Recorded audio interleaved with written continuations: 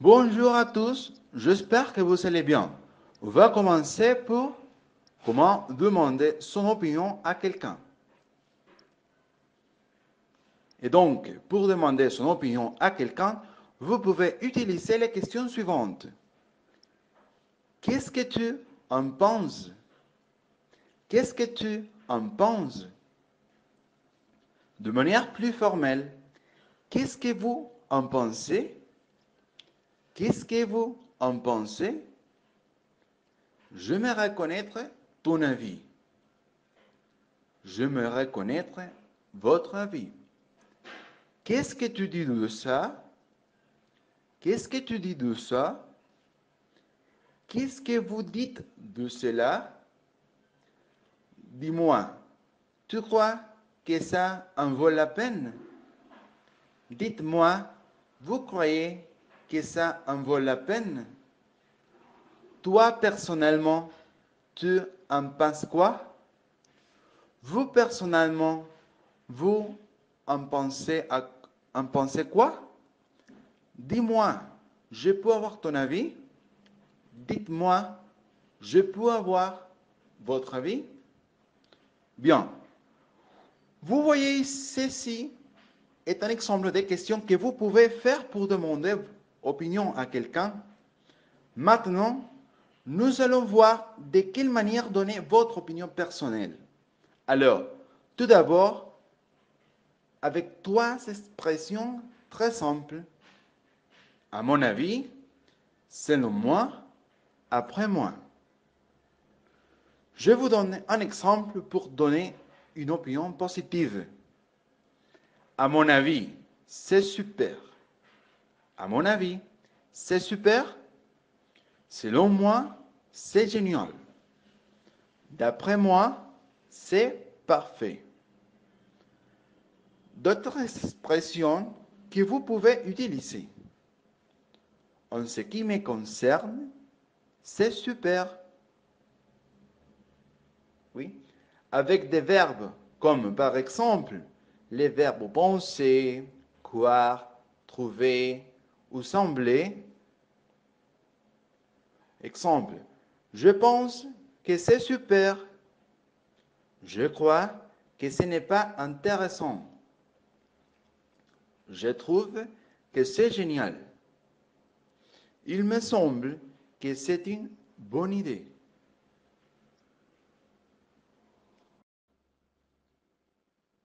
Le pronom on. À quoi ça sert?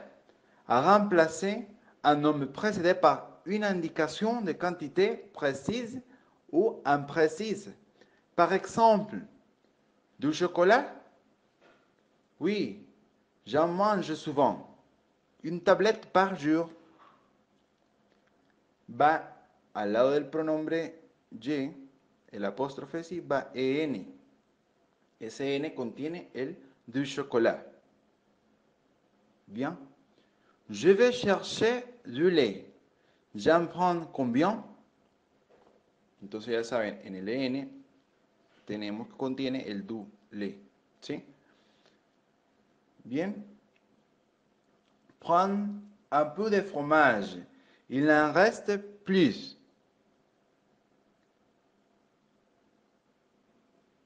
Il y a de l'argent? Non, il n'en a pas. Il n'en a pas. Vous avez pris des oranges? Oui, j'en ai pris 2 kilos. Elle mange de la viande? Non, elle n'en mange pas. J'achète des lentilles? J'en achète. Oui. Quantité totalement imprécise. Si on remplace un nom précédé par un partitif, il est employé seul. Par exemple, du café? Non, prends pas. Si tu dors mal. Du café? N'en prends pas si tu dors mal. Avec un autre indicateur de quantité. Oui? avec un autre indicateur de quantité. On se combine avec l'article, le numéral, l'adverbe de quantité ou l'expression correspondante. Par exemple, tu as une voiture? Oui, j'en ai une Renault. Mais, oui, ils ont des enfants. Ils en ont 4. Vous voulez des tomates? J'en voudrais 1 kilo. Le docteur m'a dit de boire de l'eau, mais je n'en bois beaucoup.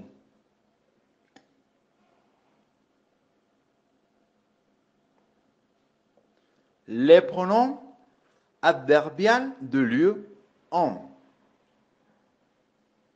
Oui. À quoi ça sert? À indiquer le lieu d'où l'on vient. Par exemple, tu connais la France? Mais oui, j'en viens. Je viens de la France. Entonces ya saben que el N de France, ¿no? Je viens de Toulouse. J'en viens.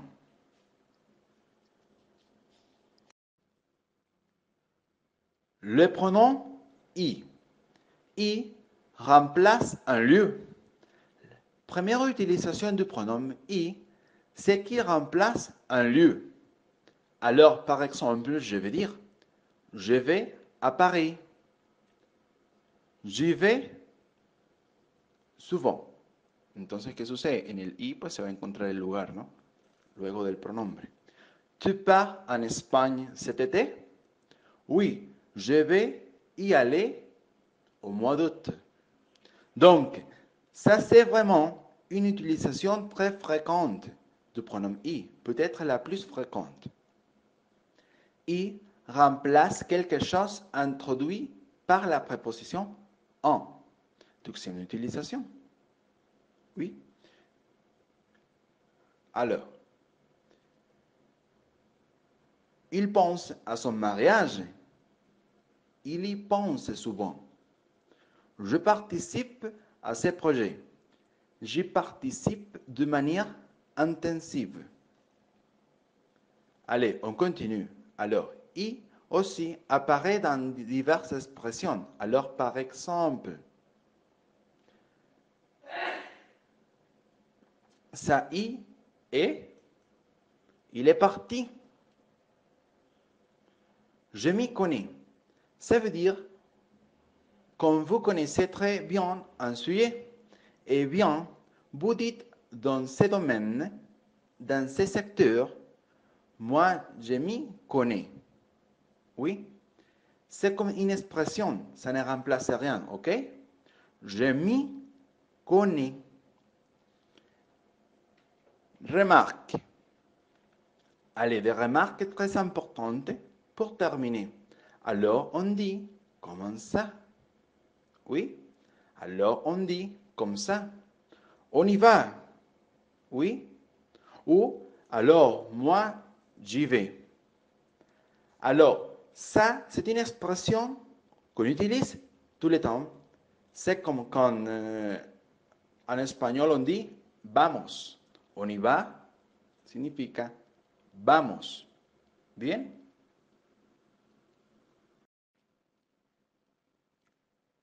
Avec l'interrogation, par exemple, on est dans un bar, on prend un café et puis on a fini. On dit, on y va? Ou alors, bon, moi, je dois partir. Moi, j'y vais. Donc, en fait, y aller, c'est comme le verbe partir. D'accord? C'est la même chose. Mais ce qu'il ne faut surtout pas faire, c'est dire on va ou alors moi je vais. D'accord? Parce que le verbe aller en français, il faut toujours qu'il soit accompagné d'un complément de lieu. D'accord? Sauf dans l'expression tu vas bien? Bon, là, c'est un peu différent. Mais sinon, on ne peut pas dire je vais. Il faut toujours dire, par exemple, je vais à l'université. Je vais à la maison, je vais à Paris. Donc, si on ne veut pas spécifier le lieu, on doit le remplacer par les pronoms I. C'est pour ça qu'on va dire on y va, j'y vais, d'accord? Mais on ne peut pas dire je vais, d'accord? Ça, c'est très important. C'est une erreur typique. Et ça fait très bizarre en français de dire on va. C'est très bizarre. Donc, on y va, j'y vais, tu y vas, d'accord? Deuxième remarque très importante, la place du pronom personnel. Alors, je te rappelle que les pronoms personnels, ils se placent avant le verbe. Donc, par exemple, je peux aller à Paris, je peux y aller, d'accord? Donc là, il y a deux verbes. Donc, il faut le placer avant le verbe, mais auquel il se rapporte. On dit aller à Paris. On ne dit pas pouvoir à Paris. Donc, il faut le placer juste devant le verbe aller. D'accord? Mais j'y suis allé. J'y suis allé. Bien. Si on est dans un temps composé, par exemple, le passé composé, alors à ce moment-là, on le met avant l'auxiliaire. On va dire j'y suis allé.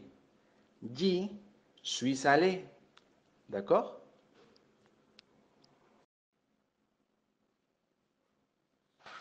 Le pronom relatif qui, que ou dont. D'abord, il faut savoir qu'un pronom, c'est toujours pour un homme. Donc, ça veut dire que ça remplace un homme. Et en général, c'est pour éviter les répétitions. Oui, c'est pour éviter les répétitions. Alors, le pronom qui remplace un sujet. Oui, le pronom qui remplace un sujet de la phrase. Donc, il remplace un sujet. Le pronom que remplace un objet direct. Les pronoms ou remplacent un lieu ou un temps. Oui, je répète, les pronoms ou remplacent un lieu ou un temps. Oui, je sais que c'est un peu bizarre. On va étudier ça. Et enfin, le pronom dont remplace un complément introduit par deux. Oui, je répète, le pronom dont remplace un complément introduit par, oui, deux. Je répète, le pronom dont remplace un complément introduit par deux. Voilà, ça c'est le plan de la leçon. Et maintenant, je vais tout vous expliquer. Oui?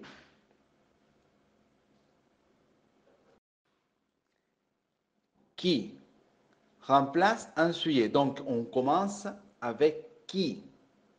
Alors, qui remplace un sujet? Oui? Qui remplace un sujet? Par exemple, j'ai acheté un livre. Le livre décrit la vie au Moyen Âge. J'ai acheté un livre qui décrit la vie au Moyen Âge. Qui remplace un sujet? Mais qu'est-ce que c'est le sujet de la phrase? Pourquoi qui remplace un sujet? Un livre, ce n'est pas un sujet? Si, c'est un sujet. Oui? Je répète, qui, c'est un sujet. Bien? Vous allez comprendre pourquoi en réalité il y a deux phrases qui sont connectées avec qui. La première phrase, j'ai acheté un livre. La deuxième phrase, le livre décrit la vie au Moyen Âge. Et vous voyez que dans la deuxième phrase, le livre est l'essuyer. D'accord? Le livre est l'essuyer. Donc, on va la remplacer par un nombre pour faire une seule phrase. Eh bien, on va la remplacer par qui, puisque qui a une fonction d'essuyer.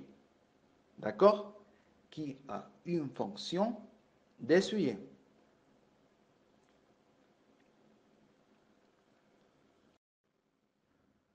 Donc, c'est un exemple. J'ai parlé au libraire. Le libraire m'a conseillé. J'ai parlé au libraire qui m'a conseillé. D'accord? Est-ce que vous voyez les deux phrases qui sont connectées? On veut connecter les deux phrases. Et on ne veut pas répéter le libraire. Et on utilise qui. D'accord? Que remplace un objet direct. Par exemple, j'aime beaucoup cette toile. Tu as peint cette toile.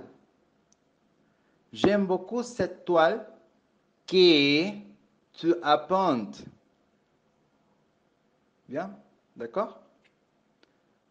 Ou remplace un lieu ou un temps. Par exemple, j'aime la librairie. J'ai acheté le livre à la librairie. J'aime la librairie ou j'ai acheté le livre. La librairie, c'est le lieu ou l'endroit.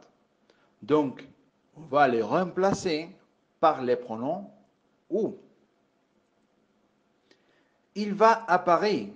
Il rencontrera un gentil membre d'anglais facile à Paris.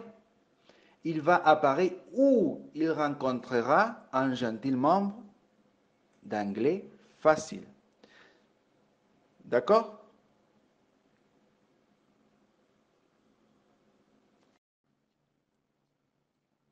Donc, remplace un complément introduit par la préposition de. Bien, c'est un pronom qui est un peu difficile. Et je vais présenter des exemples clairs et précis pour que vous compreniez comment il peut être utilisé. Le premier exemple, le film dont tu m'as parlé a l'air vraiment bien. D'accord? Alors, on permet d'éviter une répétition parce qu'on a connecté deux phrases ensemble. Et ces deux phrases sont: tu m'as parlé d'un film. Ce film a l'air bien. D'accord? Donc, bien, si on ne veut pas répéter les mots film, bien, on va utiliser un pronom relatif et on va sélectionner les pronoms dont parce qu'on a la préposition de. Bien? Donc, comme on a la préposition, eh bien, quand on va connecter les deux phrases, on va utiliser les pronoms dont. Bien? Rêver de. Génial, c'est l'appartement dont je rêve depuis longtemps. Oui, c'est un appartement et je rêve de cet appartement. Alors, on va utiliser dont. D'accord? Bien. Se souvenir de. Tu te souviens de cette personne dont je t'ai parlé? Bien. Para evitar repetir dos veces de cette personne, vamos a usar el pronombre don para conectar las dos frases. ¿Sí? Bien. Entonces quedaría así. Tu te souviens de cette personne dont je t'ai parlé? Y las dos frases serían: je te souviens. Tu te souviens de cette personne? Pardon. Tu te souviens de cette personne? Je t'ai parlé de cette personne. ¿D'accord? Entonces vamos a unir las dos frases en una sola utilizando dont. Y quedaría: tu te souviens de cette personne dont je t'ai parlé? D'accord. Au revoir et à bientôt.